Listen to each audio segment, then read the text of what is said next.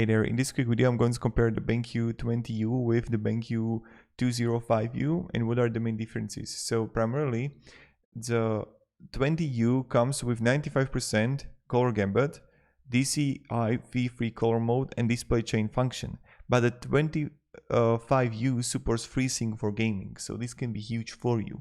Now when we're gonna look here, they are both got the IPS type LCD display.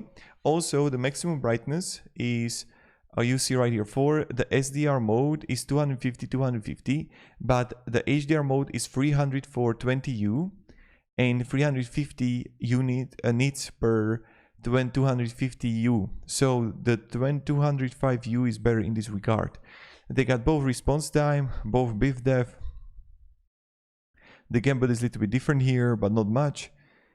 Then when we're gonna look here, the 20U got only one HDMI comparing to 2 HDMI by 20U here, and then USB delivery is better for, you have 90W comparing to 85W. This is also huge.